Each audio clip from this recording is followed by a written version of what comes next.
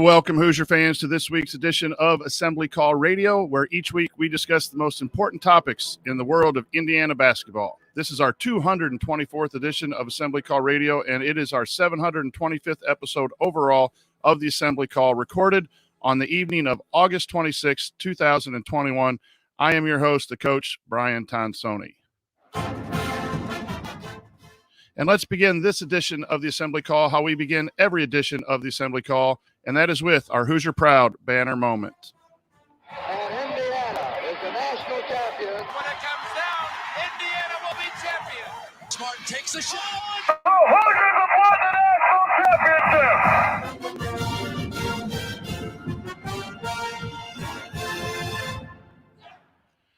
This week's banner moment occurred on Tuesday afternoon with the commitment of four-star guard Jalen Hood-Schifino. This commitment gives Coach Woodson and the Hoosiers a top 5 recruiting class at the moment. This commitment is more than just a ranking, though. It is one more positive step in getting Indiana back to being a major player in the college hoops scene. The college game is a guard-dominated game. The recruitments of Tamar Bates this year, now Jalen Hood-Schifino, add C.J. Gunn, and then athletic wing like Caleb Banks. These are all great improvements in the roster for your Hoosiers. These types of commitments also send a signal to other high school players around the nation that they may want to consider Indiana.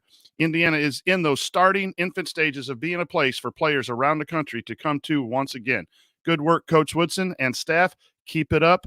Let's go Hoosiers. Okay, let me introduce my esteemed co-host for tonight. First to my left. You'll have fun. The Hoosiers make the tourney again. Fun. Yes, you'll have fun. The Hoosiers make the tourney again. Fun. It is Andy Bottoms. And Andy, what is your bottoms line on the last week in Indiana basketball? I mean, clearly based on the feedback from Trace and Miller Kopp, I believe I was ahead of the curve on the fun train there. So, glad everyone's joined me.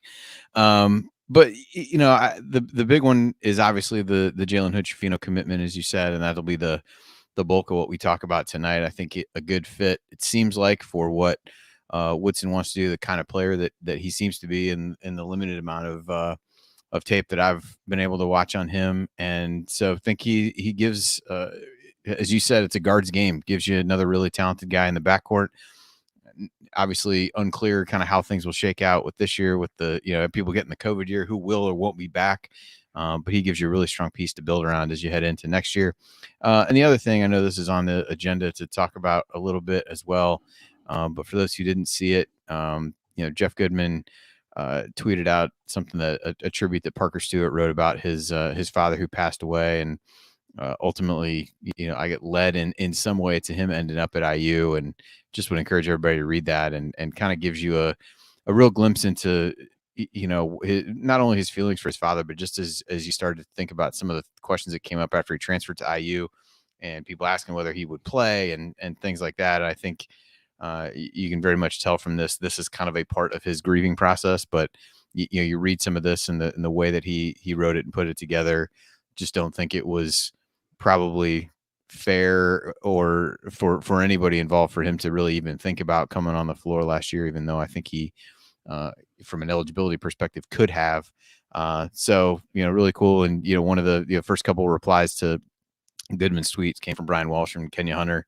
I imagine others on the staff commented on it as well, but those were the first couple that kind of popped up. And Hunter obviously played a big role in him getting to IU, and his tweet referenced something about family. And so, we're all excited to see Parker Stewart on there. I think it was on the floor this year. I think a good glimpse into where he's at mentally after the death of his father, and a really touching tribute. So would encourage everybody to check that out if they haven't. I know some people may have sworn off Jeff Goodman's feed. Perhaps others retweeted it, but you found it there. But it's a good read, and seems like a really good young man. Absolutely, and we'll maybe touch upon that a little bit later too. But it is, I will second that, a great read. And to my right, analyzing players, finding every wrinkle. He hasn't ever hosted, never lifted a finger. He's got all the. Well, let me quickly add just one thing about this. Dude just interrupted his own jingle. Ryan, what do you have to rant about this week?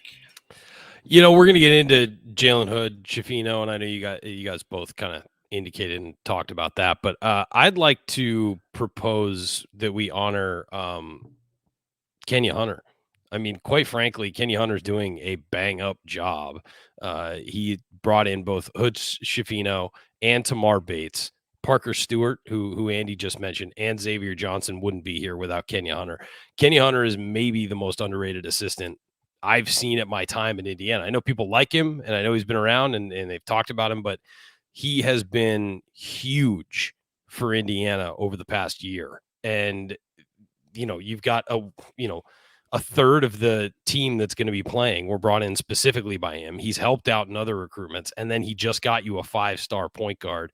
I think people really need to give him the credit that he deserves and really understand that he also helped keep a lot of this team together when guys were thinking about, leaving during the coaching change. So Kenya Hunter, I think, is the guy that needs to who should take a victory lap this week. I really do think that. I think that some other guys, on that staff are working very hard, doing great stuff. A lot of guys behind the scenes work very hard with this stuff. And I know that, Coach Woodson obviously ultimately is responsible for all of these commitments and for people coming and staying.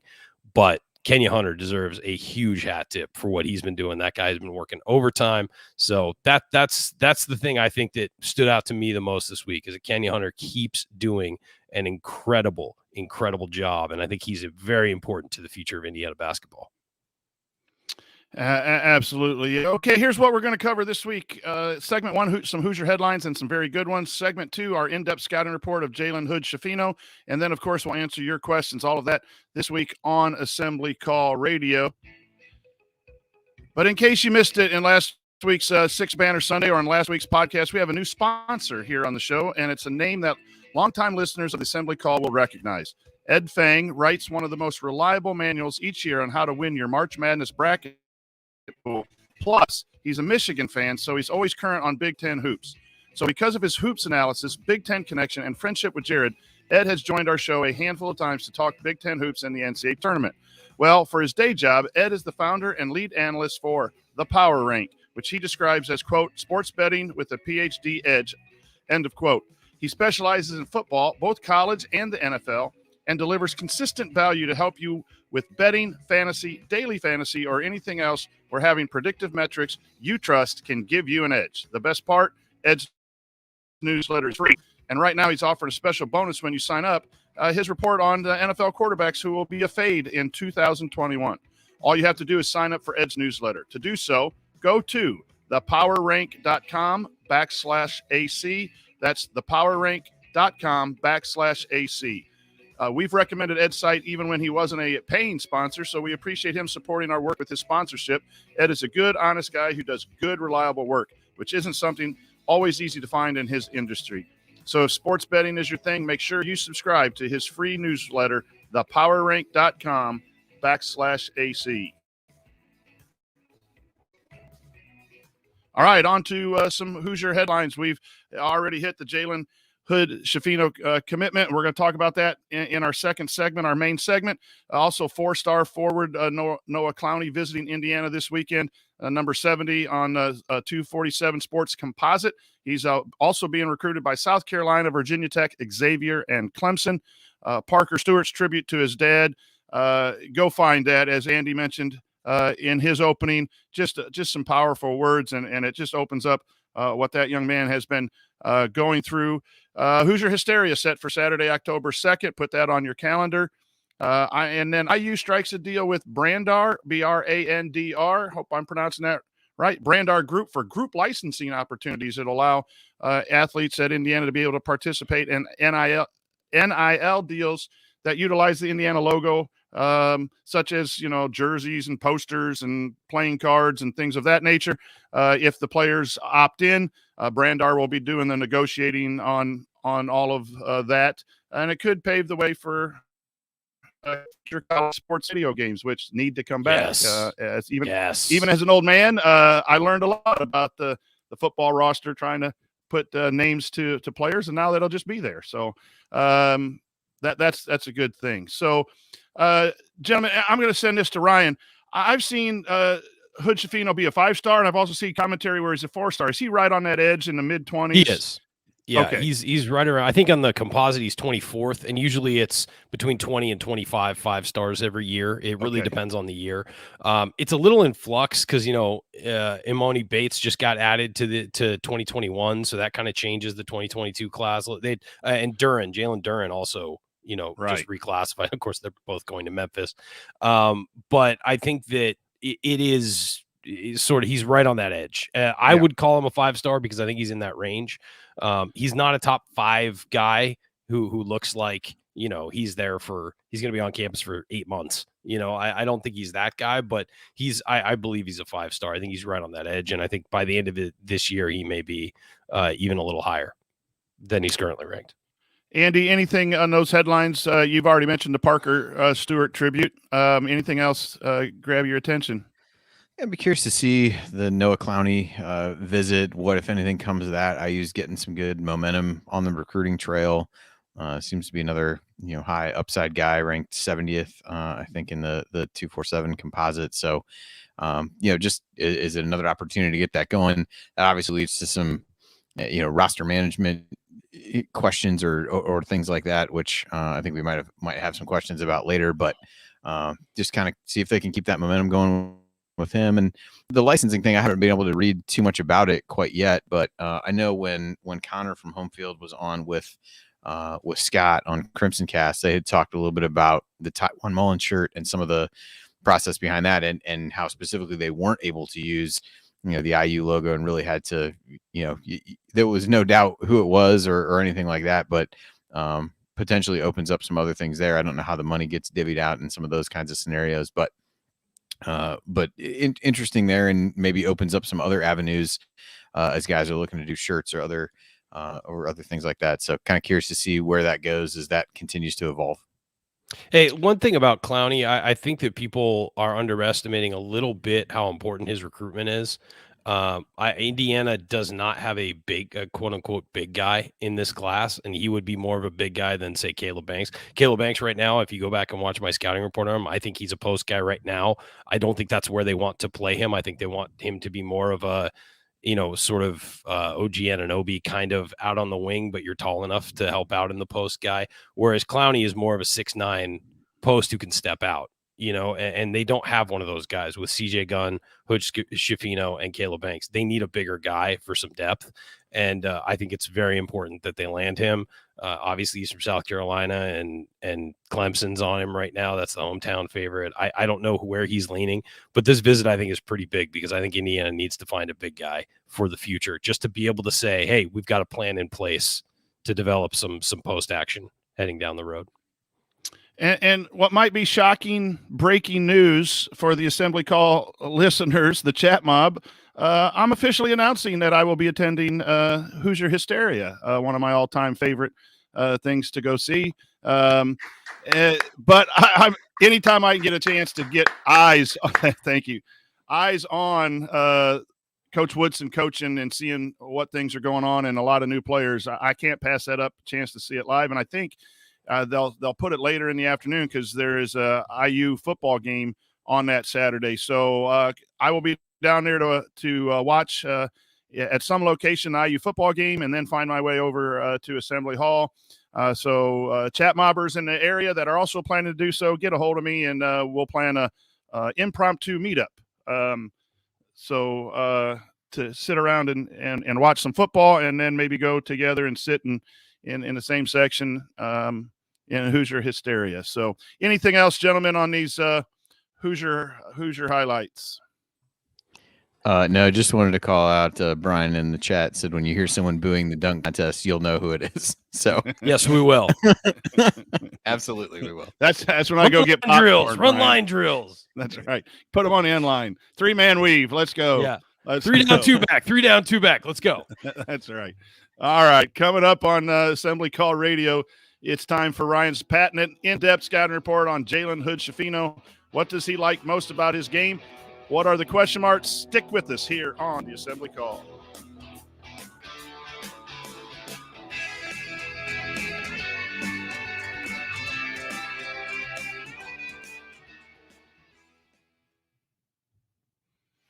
All right, welcome everyone. Thanks for joining us on this extremely hot and humid Indiana weather. If you're around the Midwest, you've been sweating things out, and hope everyone has been safe and okay in this crazy times. But welcome to the show.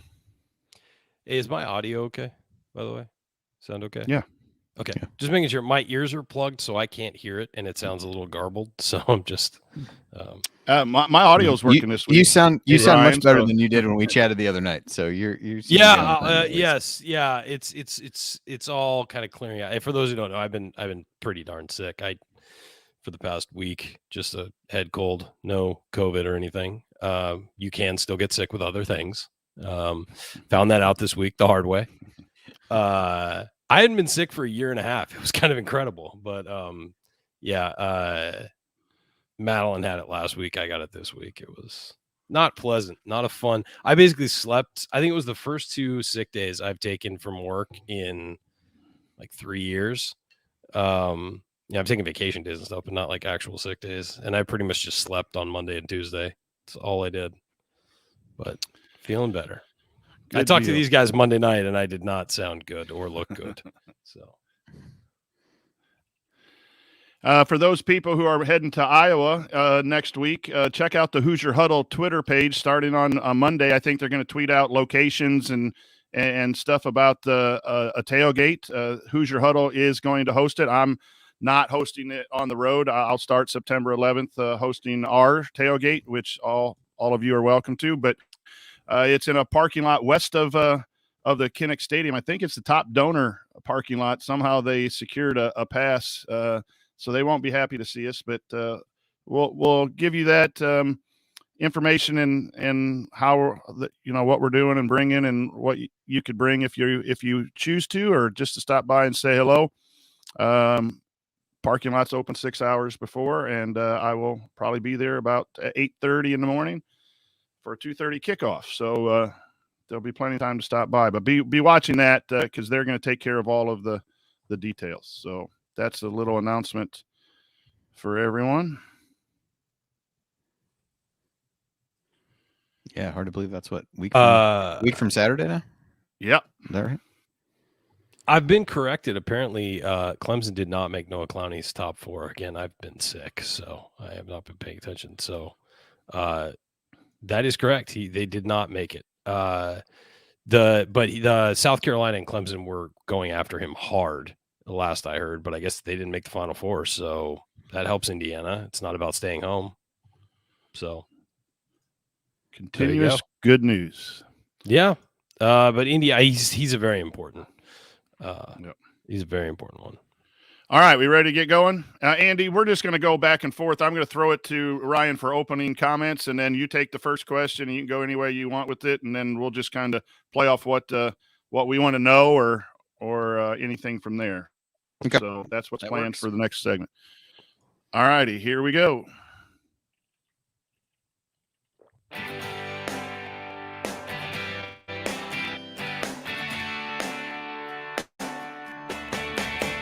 This is Ethan Happ, and I never listen to the assembly call, especially the episodes that Ryan is on.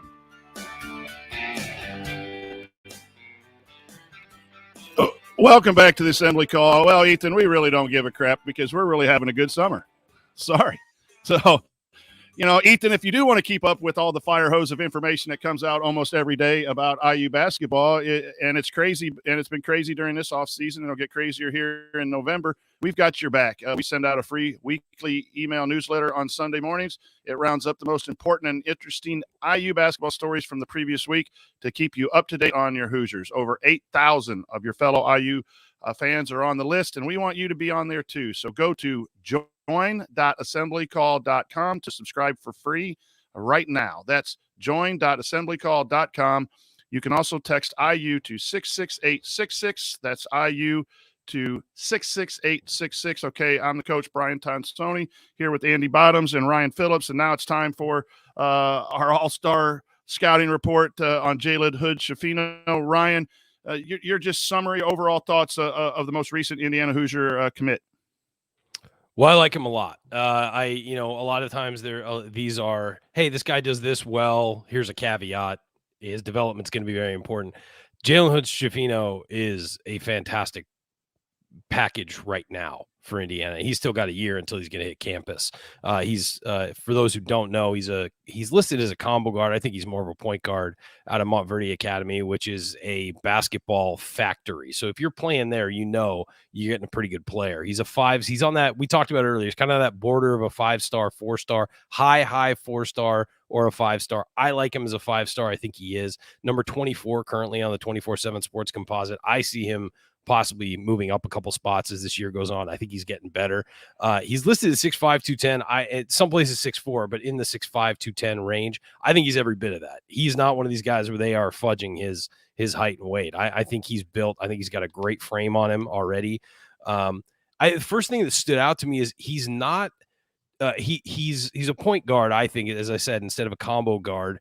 But he's not a dominant, like an ultimate pass first guy, but he does look to create for others first before looking for his own offense. He's a guy who's going to come down and try and make something happen more than he's going to be a guy that's going to come down and try and score. But he can score when there's room there. When he reads the floor and sees, it's an advantageous situation, he's going to attack. So I love that about his game, that he's considering the whole floor, not just his own route to the basket. So that was the big thing that stood out to me, is that when he has the ball in his hands, he's going to make something happen positive, whether it's for him or somebody else. He's going to work and make something happen. Yeah, you touched a little bit on the first thing that I was going to talk about, which is positioning. I thought it was maybe it was just what I watched, but certainly struck me more as a point guard than a combo guard, as they talked about there. But I guess what led you, I know you talked about the pass first piece, but kind of what leads you to believe he can be a point guard at the Big Ten level, since I guess I take the combo guard designation from others to mean maybe there's some skepticism there. Well, the thing that really, again, stood out to me wasn't just I didn't mention the opening, but not just his playmaking skills. He's excellent with the ball. He's got great control of the ball at all times. He doesn't turn the ball over, makes great decisions. I got a few full games worth of game tape from a friend who covers the AAU circuit, and he doesn't turn the ball over, and he's just smart with it, and he can run an offense. And look, these days you can have multiple point guards on the floor. So if he's playing, maybe not bringing the ball up, but he's helping control the offense, I think it'll be a similar situation. He's not, what I like about him is he's not just a pure scorer at the high school level. He's not just coming in and looking for his own offense, which a lot of these guys do on these AAU circuits to try and distinguish themselves. He's trying to win games, and he's trying to make the best play for his team every time down in the offense. That's what I loved about him so much, is he makes other people better with his decision making. So we talked before we went on the air about the one word is toughness. Share with us some of the things that you have seen that make you say that this kid is just tough. Yeah, he is. That's maybe the big word I came away with. I texted you guys watching film on him. He is a tough kid. He finishes through contact already. I mean, he seems to relish it. He seeks it out as he drives in, and he powers through it and finds ways to score when he gets bumped off his lane, heading to the hoop.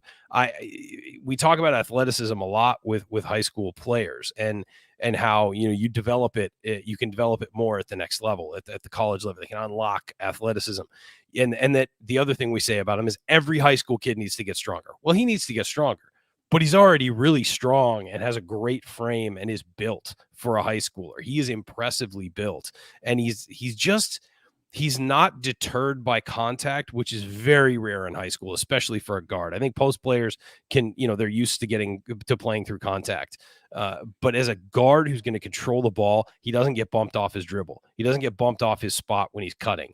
And then the other thing is when he finishes through people. He finishes, if he gets bumped and hit hard, he's going to find a way to put the ball in the hoop. And that stood out to me more than anything. This is a tough dude, not a, fancy AAU guy who's out there trying to cross people over and fire threes. He's going to make you feel him when he drives in.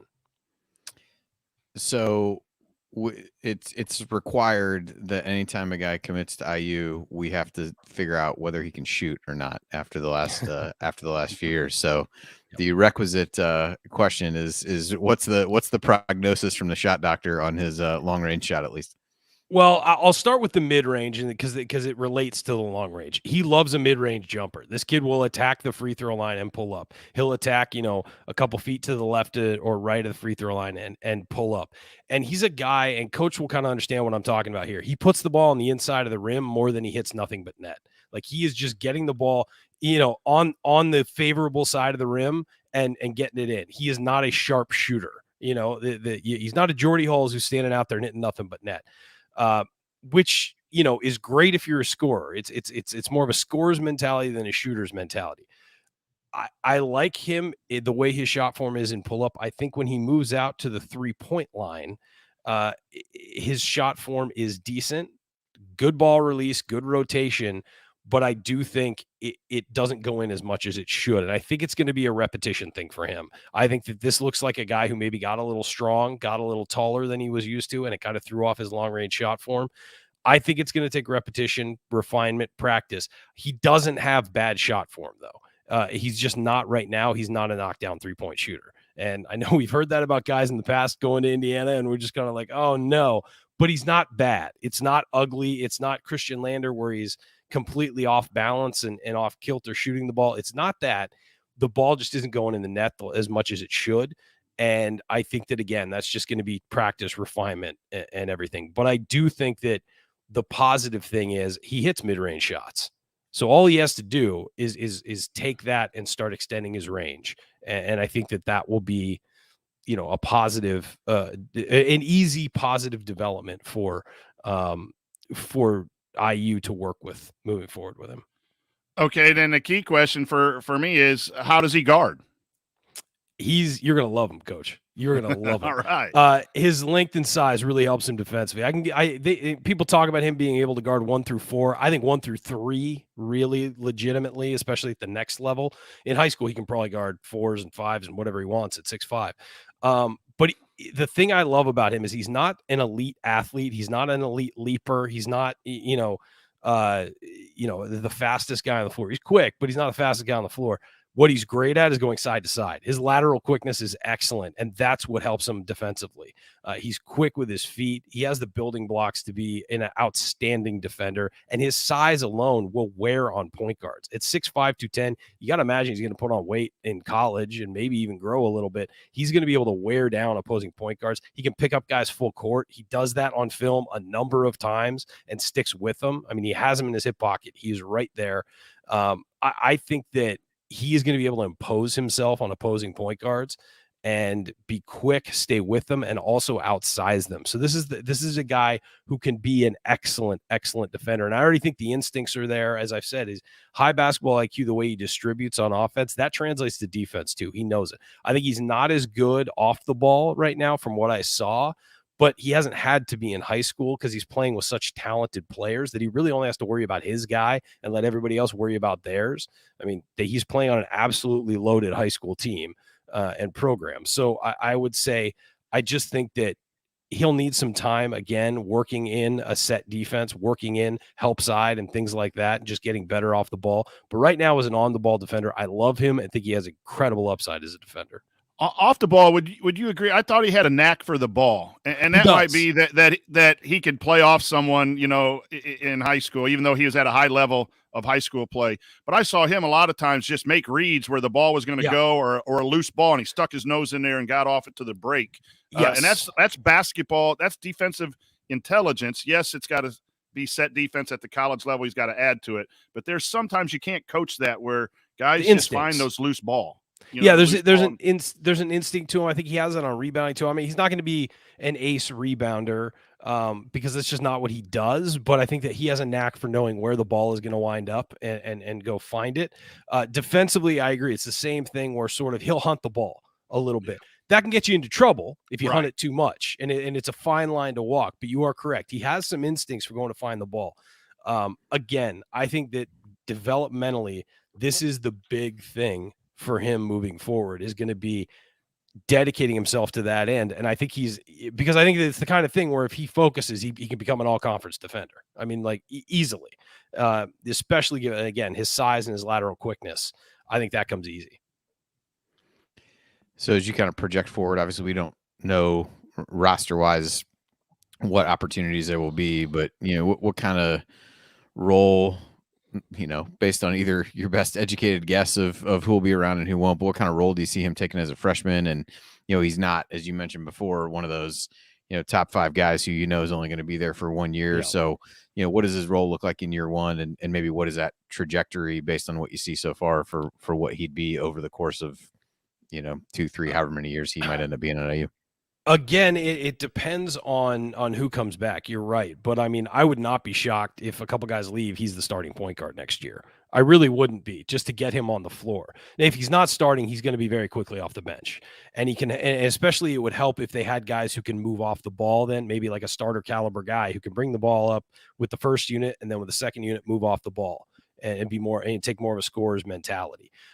Sort of like we were hoping last year would happen with Christian Lander and Rob Finney, that Lander would take a huge role and Finney could then move off the ball and focus on, trying to score. Obviously that didn't work out. But I think that this is a kid who, it depends on how long he sticks around. He's polished already, but he's going to get better. He just needs to really iron out the shooting aspect. And depending on how long he stays, this is an all Big Ten guy with an All-American upside. I absolutely think so. If he's a 3-year guy, he's an All-American, I think. He can live up to that. But, this is a guy with skills, modern basketball skills. Again, not a dead-eye three-point shooter, but his shooting is not a disaster. It's just something that he needs to do more of. But I really, really think that this is a guy who, if he sticks with the program and develops the way he's supposed to, we're talking about him as one of the better players, in the Big Ten shortly. So how does his game, I think everybody immediately kind of spins this forward to him and Tamar Bates and those kinds of things. So how does he complement, at least, seeing 2 exhibition games essentially of Tamar Bates? So take that what it's worth, but how do you feel like they kind of complement one another, or do they complement one another? Well, Andy, I've got it written right here. I think he's a great compliment to Tamar Bates, and a guy who can table set for Tamar Bates as more of a guy with a scorer's mentality. Bates is. I think that this is the kind of thing where these guys pair really well together, and it can be sort of that Batman and Robin kind of thing, or Batman and Batman, quite frankly, because I think they're both that good. I think that it's going to be interesting to see how they play off of each other, but I really do think that these 2 guys can complement each other's games, raise each other's games to another level, and really work as a 1-2 punch in the backcourt. Again, you look at Tamar Bates, and he's more of a shooting guard. He's more of a pure off guard who needs to work on his shooting, obviously, at the next level. I think all kids who come into college, very few of them are knockdown elite 3-point shooters. You have guys who have the talent to do it and are, good. I think Bates is more of a pure scorer. And I think that then you put Hood-Schifino in there, who's a real point guard who can score, but creates for others and can make his own way. I really think that you put those 2 together and you might have the best backcourt in the Big Ten.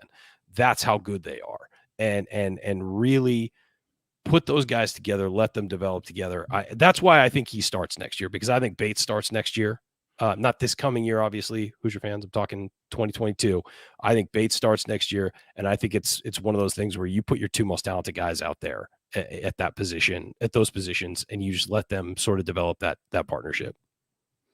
So I've talked a lot about closer, and we have in, I think Parker Stewart can do a little bit of that. Tamar Bates sure showed in the Bahamas that he's not afraid to go and get buckets.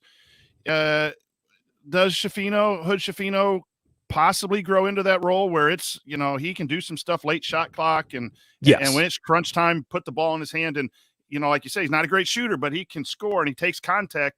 That is a kind of closer that Indiana has not had. And it seems like we might have a couple now. Can he fit that either early in his career, or does he have to develop into that? We'll see how he handles contact at the Big Ten level. I mean, obviously that's always a transition. I'm impressed with how dominant he is when he bullies his way to the rim sometimes, and not in an offensive foul way, but in I'm this big and I have this momentum, and you're not going to stop me physically from getting to the rim. And he's also an excellent finisher. I mean, I don't know if I mentioned that, but his ability to finish through contact is impressive, but his ability to finish through contact and find ways to put the ball in the hoop are what are really impressive. And he's an excellent finisher. He'll go under the rim and spin one off the top of the backboard. He'll, go in backwards and flick it in over his shoulder. He's a guy that's clearly practiced that finish around the rim and all those weird angled techniques or whatever. As far as being able to go get a bucket late, I don't see why not. I mean, it shows up repeatedly on film that when he has a crease, he'll go get it, and he can create his own crease with his dribble. The thing that I love about him, though, is that he doesn't have to do that by himself late clock or for himself late clock. His drive alone to get in will open things for other people, and he's got the vision to go find those people if his lane closes down. So he's not going in and forcing something to three people. Within three people, he's got the ability to go in, have those three people draw to him, and be able to find the right option to, get out of it. Of course, there's 1 second left on the clock. You don't have that pass available. He's going to be able to put up a shot and at least have a chance to finish it. But the real goal is to get the best shot available. And he's the kind of guy who can find that best shot available.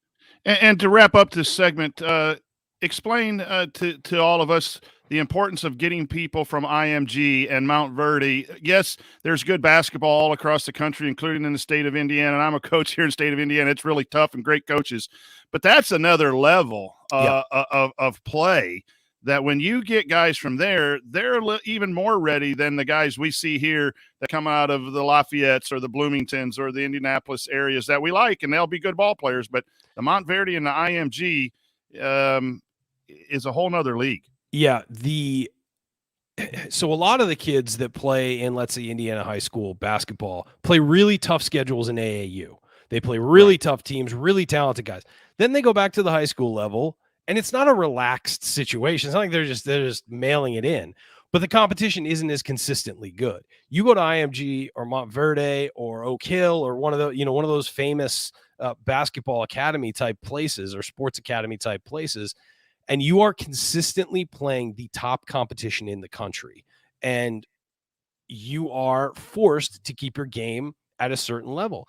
Not only that, but your own practices are much more difficult than some people's games across the country because there's so much talent on your team.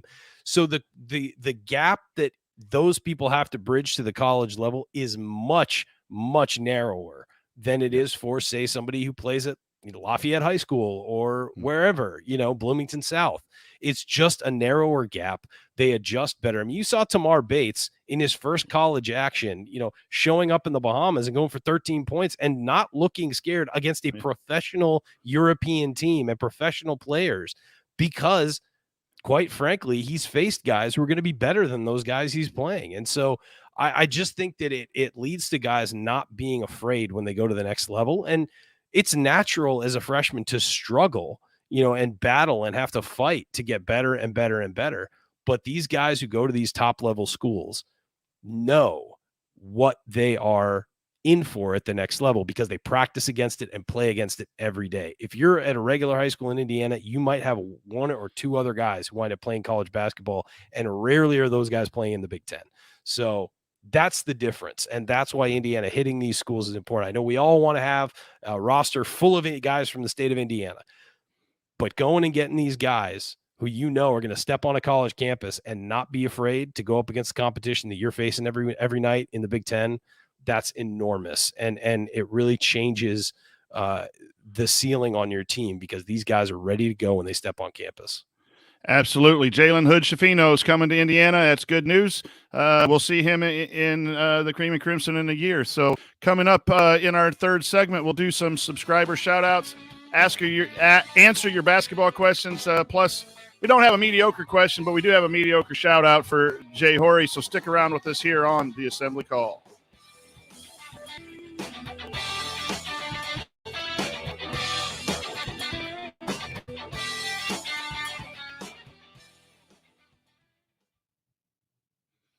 All right.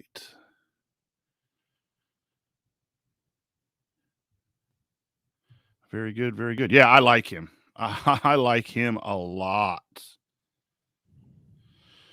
Should be good. All right. We'll just. I was going to say, I mean, he's the kind of guy that Michigan State gets and kills us for 3 years. You know what I Right. mean? And or Illinois or one of those teams gets and just wears you down for 3 years and makes the right play every time.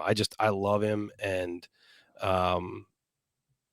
yeah, I think he's a great pickup. The toughness definitely stood out. I know you said that too, Coach, but I mean, I texted you guys. I said, that's the one word I came away watching this film. He's a tough dude. He's not some, prep school fancy, player. He is or AAU fancy player. He's a tough dude. Ryan, share that with the chat mob here in between segments, what you told us about doing a player eval. You said, I think it was your favorite. Is that what you said? It was one of my favorites. Yeah. One of the favorites of all the recruits that you've done these on Assembly Call. That might be one of your top. It was just an entertaining watch. I mean, that's a really solid basketball player. Some of these are fun when it's watching some of these are fun when it's, a dunk fest and it's, super athletic. I specifically remember watching, Troy Williams was just a blast to watch because it's a super athletic dude just flying in and dunking on everybody, or Thomas Bryant was fun because he just bullied everybody in the post. And, but I loved watching this guy play. He's smooth as hell. He knows how to play basketball. He's smart. He's savvy. He looks like a 23-year-old. I mean, he really does when he's on the floor. He looks older. Like players that you watch in the Sweet 16, Elite 8, and the Final Four. And I'm not predicting that for Indiana, but the type of guys that are winning games in those at that time of year have a certain attitude, look, mentality, and Indiana struggled to have that collectively for a long time. That's what this guy reminds me, and you see it in Tamar. You know what he looks like, Coach? He looks like the kind of guy who leads a Jay Wright coach team to a national title. Absolutely. Big, strong, smart, older than his years, not flashy. He's not going out there. I mean, and the other you see Villanova and you're like, these guys are good, but I didn't hear about these guys for a year or two, There you go. And it's like, where'd this guy come from? He went to a really good high school program, sat for a year, and then No, and one thing I'll say about him too is I mentioned, he's not a super athlete. I think they can unlock some more athleticism with him with flexibility and stuff because he at times looks a little stiff, and I just think that's natural from a high schooler. But I mean, he can dunk. He can do all the things you want a guy to do. He's 6'5". Of course he can do that. But the fact that, he hasn't had his athleticism unlocked and is so quick from side to side is what really stood out to me on film. Like, he stops drives by getting in people's way. He stops the ball. He picks up full court. I mean, there's just so many good things he does. Well, he's playing top level talent in these clips, and he gets the lane quick. Like, he beats good, talented defenders, and next thing you know, he's in the lane. Then a big guy comes, and he's got that little, hesitation. That's not a really finish. Hesitation. He just comes back and leans back, and like you said, initiates It's just the game is developed. He knows that's the thing about for a high schooler. He knows the contact's coming. He does not care. He doesn't care. He knows the contact's coming, and he plays right through it. And that to me it stands out. And it was a really, really fun one to watch and a really fun scouting report to write because there's just so much he does well. It might be my most positive scouting report. Yeah, he's got to work on his shot. But I mean, you're looking for flaws in his game, and there just aren't a whole lot. He may not be going to the NBA, in his first year, but he's really good. And Andy's had enough of this conversation. Andy said that's enough. I'm so excited about Jalen Hood-Schifino. I'm going to go order me a pizza and a beer, and I'll let the guys finish. So, well, I know there's rain in his area. I hope he didn't lose any electricity or anything. But we'll get started here. He just said he's going to pop out and come back, so you can start questions. Yeah, all right. So let's get this rolling, and we'll get him back in. All right, here we go.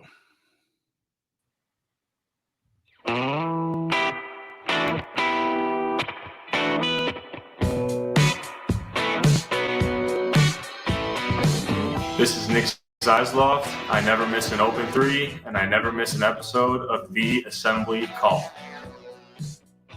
Welcome back to Assembly Call Radio. I'm the coach, Brian Tonsoni, here with Andy Bottoms and Ryan Phillips, and it's segment 3, which can only mean one thing. Subscriber shout out. Subscriber shout out. Our first subscriber shout out goes to John Ringer from Fort Wayne, Indiana. John's favorite IU player of all time is Victor Oladipo, and his assembly call leader is Jared, who he says, quote, has a velvety smooth voice like Jim Nantz. John also says, hope springs eternal. Can't wait for this upcoming season. Go IU. Indeed. Thank you, John. Our next subscriber shout out goes to Brian Hall from Lafayette, Indiana. Brian's favorite Hoosier of all time is the incomparable Kelbert Cheney, the owner of the Big Ten's all-time career scoring record with 2,613 points and easily the greatest Hoosier to never hang a banner, even though he almost surely would have if Ted Valentine didn't suck at his job or if Alan Henderson hadn't gotten injured. That's me not reading this before we're live. Brian's assembly call leader is Coach. Thank you. Not only because his first name is spelled correctly with an I instead of a Y, but because he is a teacher in Purdue territory like myself. Very tough to do. I relate when the bell rings during the recording of an emergency podcast and Coach has to get off and let the kids in the room. For a special acknowledgement, Brian said, I've been a fan of IU basketball ever since I can remember. My oldest sister was at the game where Cheney set the Big Ten scoring record.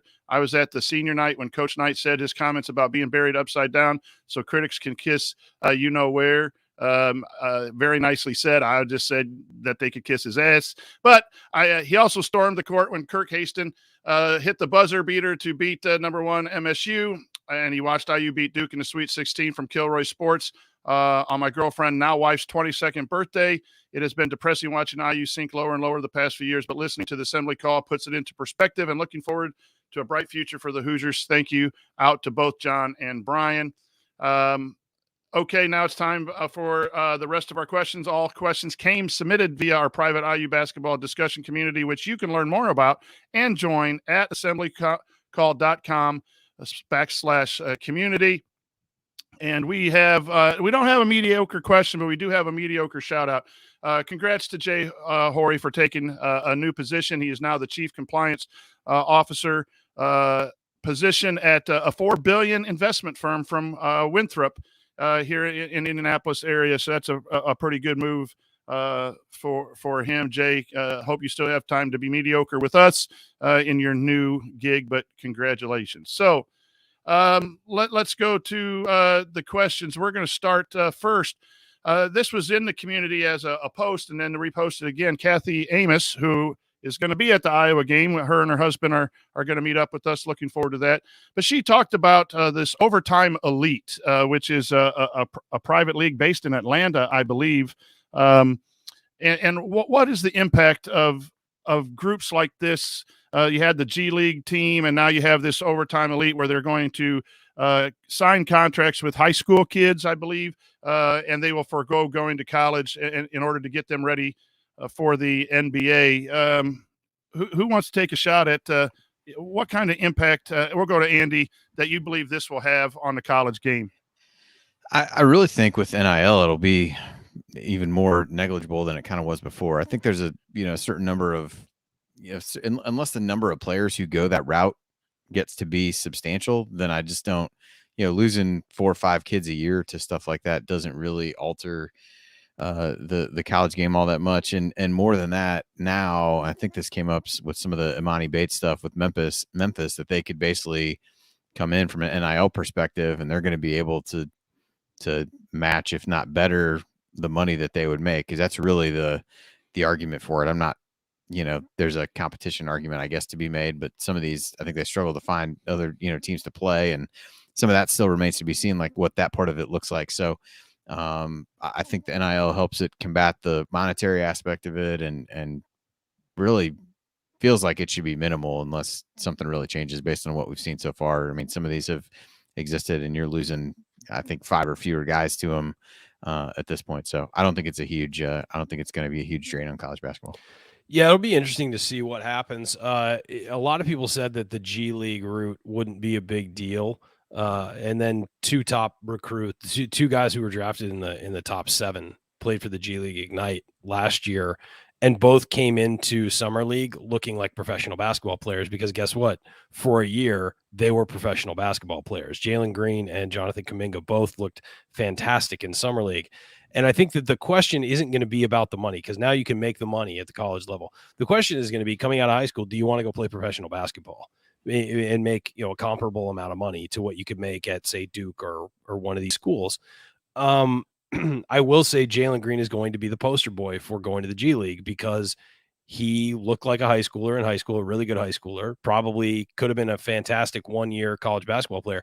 Instead, he went to the G League, got to play full-time college basketball, not go to class, get paid, and essentially compete against professionals for a year.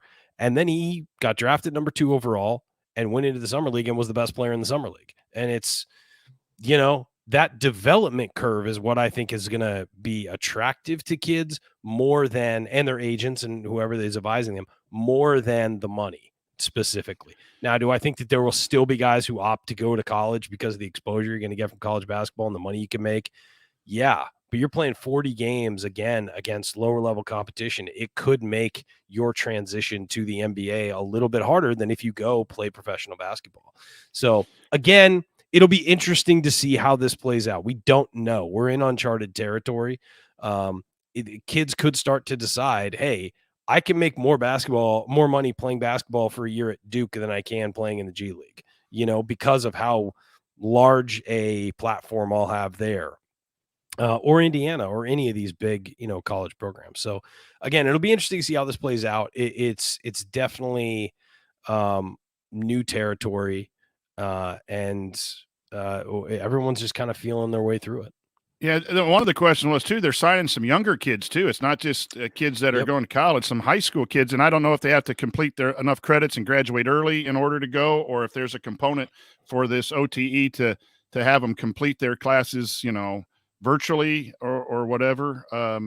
That's an issue that I'm not too versed on to talk about, but it did seem like they were going after some juniors and seniors in high school.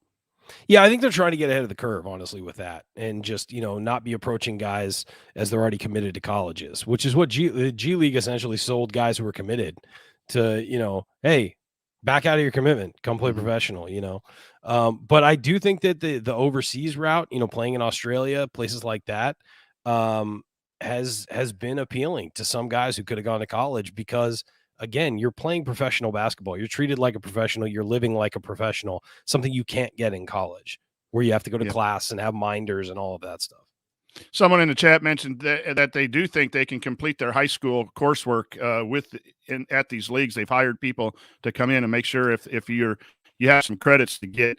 And again, so you're 17 years old and get a $600,000 contract to finish high school and play basketball. It'll be interesting to see if people go that avenue. And European soccer academies have been doing that forever. They'll sign a 13-year-old and have him finish his schooling while they then go play. So, all right, next question, right to you, Ryan. Imagine Race has a breakout shooting game. He goes 6 for 8 on 3-pointers, 12 rebounds. Which game would you want that to happen in? Purdue, of course. Come on. I mean, let's be real. But it's and if I can guarantee a win against Purdue, I'll take it. Purdue, maybe Michigan, one of the big, teams there. But of course, you want to do it against Purdue. You want to do it against your rival and make a statement in Woodson's first Purdue game, I would say. Yep. Andy, any game pop to mind that you'd want Race to have his coming out 3-point shooting game? There's a part of you that wants it to happen pretty early in the season. That way, that everybody's got to account for that. That's a good point. I don't know that it needs to be against Eastern Michigan in the opener. My associate makes an excellent point. It would be, it would be good to set the tone there and be like, man, this guy, we got to come out and guard this guy for sure. But I think from which game it would help you win, I think I would agree with Ryan on that part. I can't disagree with Purdue, but your other choice there, Michigan, is one because I think they're going to be really good or have it against one of the toughest teams on the schedule to help you win one of those games. That was from Elbows In, by the way, and he also Elbows In also has a second question: does the backcourt eights and Hood-Schifino have the same ceiling as the backcourt of Hulls and Oladipo? They're just duos. They're just very different. Of course they have the same ceiling. They're elite recruits. But they're just very different backcourts. I mean, Jordy was a point guard, but he wasn't really the point guard. I think Yogi Ferrell was more of the point guard. So he kind of played point, but it's hard to compare those two. It's very different. But yes, they have great upside. Yeah, I'll go there. Andy, thoughts on which combo has the higher ceiling? I mean, I guess just figures what you define the ceiling as. If it's ceiling for the team, I guess we kind of know what it ended up being for Holes and Oladipo. So, it's exciting to look at the, shiny new thing as you go through that, and versus the other two where you kind of knew what that ceiling really was. So yeah, it's, do I think either of Bates or Hood-Schifino will be a top 5 first round draft pick in the NBA? No. But that's only one of the Oladipo and Holes group that can claim that. So I agree with Ryan. Kind of difficult to answer. I think without seeing either guy play a game for a real game for IU, I don't know that I would be able to give a very good answer for that one. Yeah, it's hard too because the longevity of Hulls and Oladipo. They were around for a while, and Oladipo developed, didn't come in very heralded, and then left, a top 5 draft pick. And Hulls just got everything out of his ability, still playing, still shooting, and one of Indiana's all-time favorites. I think Bates and Hood-Schifino come in to college with a little more, more accolades, and maybe more the college recruiting ready. is higher. Yeah, they're more college ready, which means if they make the same jump and bring the same winning to Indiana, that they ultimately might take that one. All right, Phil Davis asked this: with IU being 3 scholarships over the limit on paper for next year, who do you think will go pro or transfer to clear out roster spots? Also, do you think this will be a regular occurrence in the new transfer crazy world of college basketball? I think he means with having 15, 16. I'll start that out, and anyone can chime in after me. That stuff usually works its way out. It always does. There have been players who have already played there 5 years, which is a normal. You get that 5th year if you had an injury or something that may want to start their next chapter, whether it be a professional, position or whatever. I usually don't like to just name names, but you just look at the 6 juniors, and we have a potential pro in Trace Jackson Davis. Any of those can say, I've been here 4 years or more, and choose to leave, and that's not even players who might be unhappy with playing time and transfer. So the 16 scholarships for next year is not a concern for me at all. It generally works its way out, and I don't try to predict because there are so many different factors that can play into a young man deciding to stay or deciding to go to different routes. I personally choose just to say, it could be anyone on the roster. Yeah, I think I completely agree. I mean, guys transfer, guys move along, and those things again, they really just work themselves out over time. They almost always do. And let's be real, this staff didn't recruit some of those guys, so they're not going to fit into what this staff system is and all of that. They're going to decide to leave or move on. And some of these guys may just decide they've been in college for so long, they want to go to the next step, or whether it's professional basketball or move on with their lives. So I just think these things work themselves out, and they will. Yeah, I think the 2 things I would say in addition to that, one, the whole notion of the extra year that everybody got from from COVID. I would imagine the staff is having some of those conversations with the guys who've been in the program for a while, saying, "Hey, what is your intention?" Not for the purpose of telling somebody they got to leave, but just to kind of understand where guys' mindsets are at. And I think, some guys, some of us might look back now and be like, "Hey, it'd be amazing to be in college for, 5 or 6 years, and kind of harken back and look at that time in our lives." But I think some of these guys may be ready, given just kind of the odd times that they've experienced college, may be ready to move on. And the other thing is, we talked before about, we really like the depth on this team, but somebody or multiple somebodies are not going to get the playing time that they want. That's just inevitable. Woodson, in no college coach is going to run a rotation where they're playing all 13 guys on scholarship as it is, and there will inevitably be people in that scenario. Some may be satisfied with that or want to work their way up. Some may not be with their role and some of that. So I think the depth is a good thing in some regards, as we talked about, really wanting to have that where we've, how many times have we talked before the last couple of years? Injuries hit, and it's like, do you have enough guys to really have a competitive 5-on-5 practice? I don't think that's an issue this year's team is going to have, but you're going to have people that are going to be, lower in the pecking order that aren't playing as much as they want and may want to pursue opportunities other places. So I think that just contributes to what you guys said in terms of things working themselves out. Walt Keating asked, and we'll come right back to you, Andy, first. Given the first 5 months of the Woodson era, how do you feel about the direction of the program versus when he was first hired? What's the thing that you've been most impressed with by the staff? Walt thinks that it is the stark contrast in availability and openness in media availabilities and interviews of the staff compared to the previous. Your thoughts on where IU is now as opposed to 5 months ago, and what have you been most impressed with the coaching staff? I think things have gone, I don't know, I'm sure you always find things that you'd say could have gone smoother, but I would feel like in general things have gone about as smooth as you can expect. You had some roster turnover, which was inevitable, I think, in that scenario. But given the number of guys who put their name in the portal, and the number of guys, and the number of key guys who came back, I think that has gone about as well as you could expect. You've had Woodson get his feet wet on the recruiting trail and have some success there, whether that be with Tamar Bates or Jalen Hood-Schifino, as we've talked about, and that's really pretty early on. That's being able to get guys without having actually seen a Mike Woodson coach team play basketball, other than a couple games in the Bahamas. So I think those are really positive signs, because that was one of the big questions, was whether how he'd fit into the recruiting world, and is that something he was going to want to do based on age, background, all that stuff.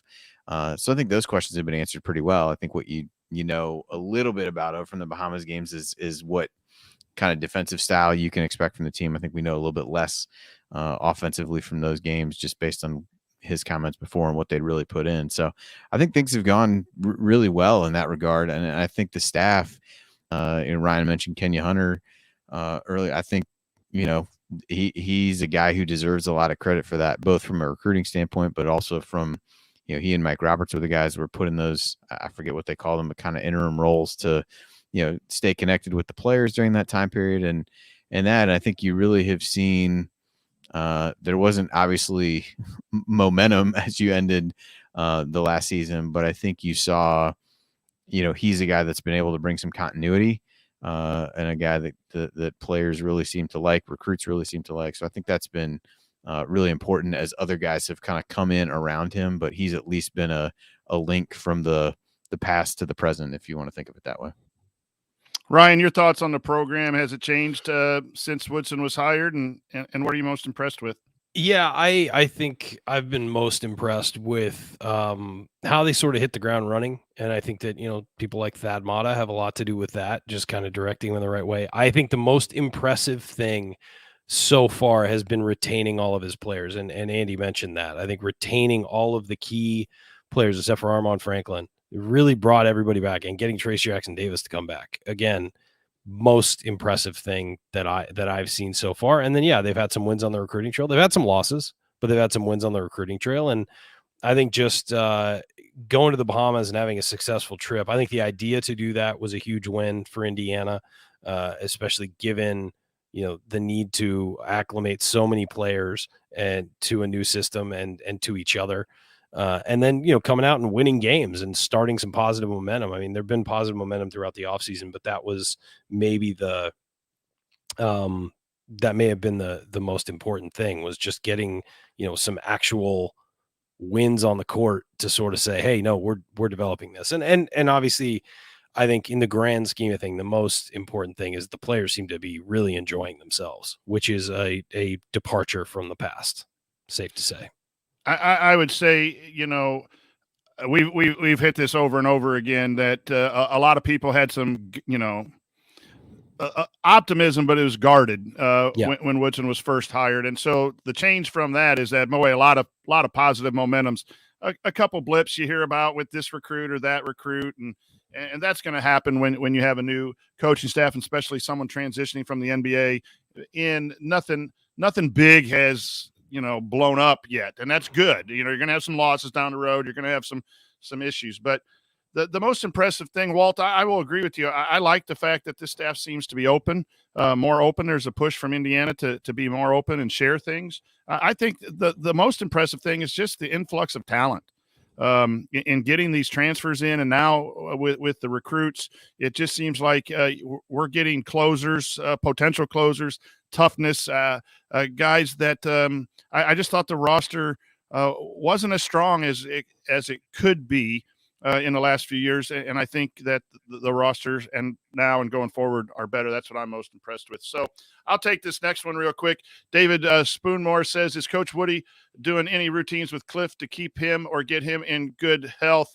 Coaches need to be concerned about their health. I'll take that from personal experience. Usually in the season when time gets to be very limited for good, solid eating and exercise. So let's all hope that Coach Woodson is conversing with Cliff Marshall on a routine to keep him healthy during the season. And then finally, we have Jeff Marlow, Coach Marlow, says, now that the team is back from the Bahamas, and I will admit to having seen very little video of the game, but what areas does the panel think that they will need to get better on and focus on once fall practice begins? We'll go to you first, Ryan, then Andy. From what we've heard or seen, what do you think Indiana needs to do before November 9th? Shooting. They got to knock down shots. They still didn't do it everyone said they were more willing to shoot. There was better spacing, all that, but you got to knock down those shots. Not a big deal. They were in a ballroom in the Bahamas in August. It's not, surprising. But if you're going by that game tape, they got to knock down shots. They had open looks, didn't hit them. It looked better than last year, but it didn't look solved. And so, and these are, a lot of different players. It's not, all the same guys, and Miller Kopp didn't play for most of one of the games, but you got to knock down shots for this offense to work, to spread the floor, all of that. You got to knock down shots. So that's what I'll go with.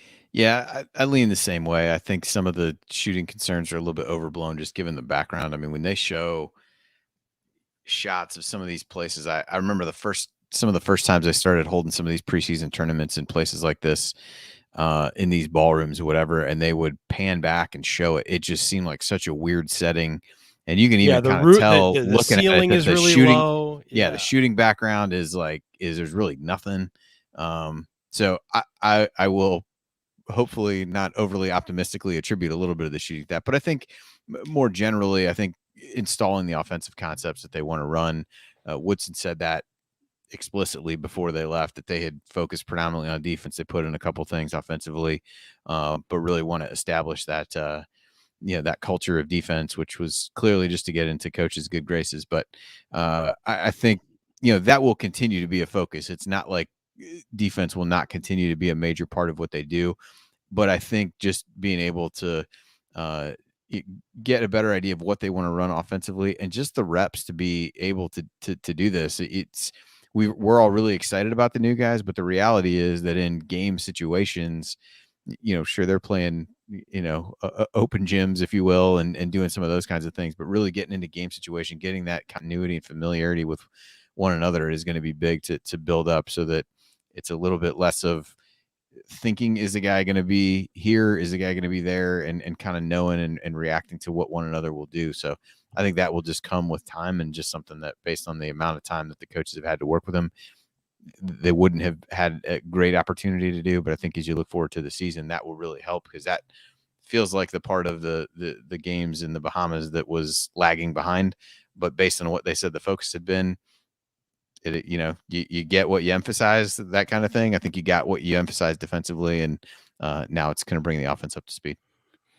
I did get to see the games, the game film, and there's two things, Coach Marlow and everyone that I think it's just execution on both ends. The scheme seems really good and a little bit different on the defensive end from where helping everything. And the scheme of downhill and fast break, I really think is a lot different, and people will really like when you start seeing them play.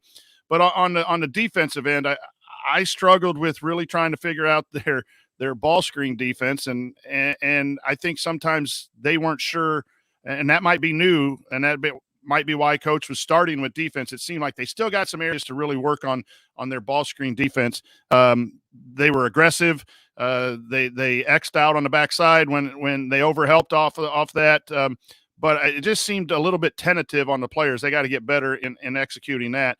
And one area on offense is shot selection. I think their aggressiveness, you have to get guys to be aggressive first, and then you teach them the one, hey, there's one more out on the wing there instead of maybe throwing that up over the 6'11" guy and missing. The shooting percentage, as Ryan said, was not good. And I do think they missed some open shots because of the ball room and all of that. But I also think that there's maybe that one extra pass could have been made a few times in some of their offense. So those are the two pieces. But overall, it's just execution. I think the scheme and the attitude of the players is really good. It's now fine-tuning exactly their defensive scheme, putting in more of their offensive scheme. And that's what a lot of teams will work on anyway. But those were two things that I saw on film a little more specifically. So that's it. We're done. No more questions. Well, that's going to do it for us on this week's episode of the Assembly Call. If you want to see us do the show live, join us at assemblycall.com on Thursday nights for the live broadcast of our Assembly Call radio recording. Special thanks to Bob Thompson for producing a lot of the music that you hear on the show, and thank you for listening. We'll talk to you next week or sooner if news breaks. Until then, take it from me, Yogi Ferrell. Keep your elbows in and your eyes on the rim, and go Hoosiers.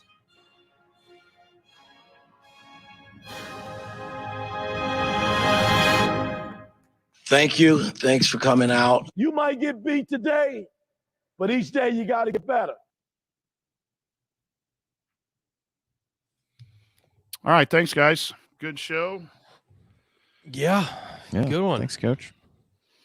My audio stayed on today. Yeah. Has it started raining there yet, Andy? Whatever. Has it what? Has it rained there yet?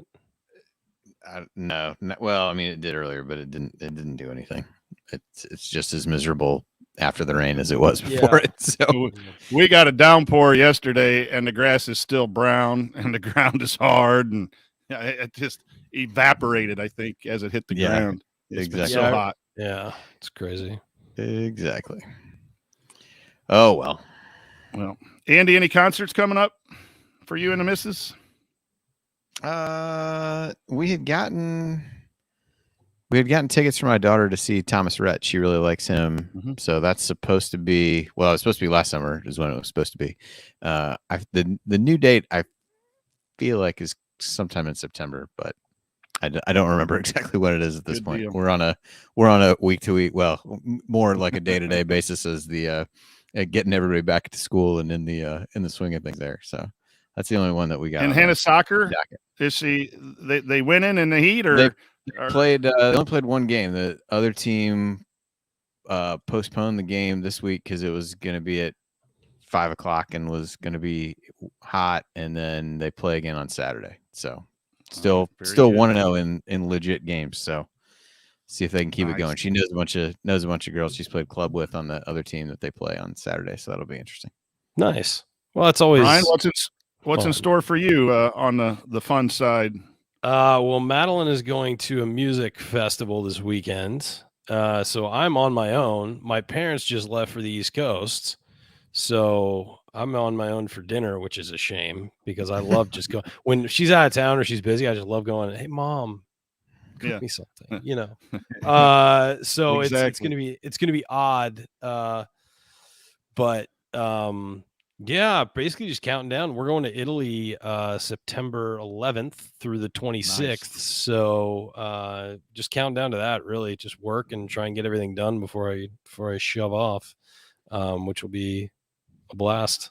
I'm really excited for that. We've had to postpone that trip twice because of COVID. Right. It was originally supposed to be in May was the sort of our last. We were like dead set. Okay, we're going in May, and then obviously everything spiked again there, and so it's been a long winding road to get to this trip because Madeline's never been there. I obviously used to go about once a year, but that's been postponed for a few years, obviously, given everything that's going on. But really looking forward to it. If you follow me on Twitter or Instagram, you'll see a ton of pictures from it. So and I'll make you really jealous. So be sure to follow. Yeah. All right, everybody. Coach, what about you? You're transitioning from concert season into tailgating season, right? I got you got any Zach others Brown left on the docket? Yeah, Zach Brown tomorrow night. Okay. Amy and I are going to Zach Brown, and then we go to Iowa, and we're going to meet up Kathy Amos and her husband and meet for the first time. We're going to go out to dinner Friday night, and there's some other people. I think Galen is going to be out there, and Hoosier Huddle group is going to be out there. So we're looking forward to that. And I've gotten some messages from Assembly Call listeners that are going, so hopefully meet some new people. And then, then it's a few weekends in a row down in Bloomington with the old tailgate. So that doesn't sound so bad. To it. No, it's not. It does. You go shopping on Thursday and Friday night, and then you load up the van, and you go down to Bloomington, you unload the van, and you got Sunday. I'm so old, it takes all of Sunday just to recover and do it again. So it's a lot of fun, but man, there is a lot when the season's over. There's a big, I made it.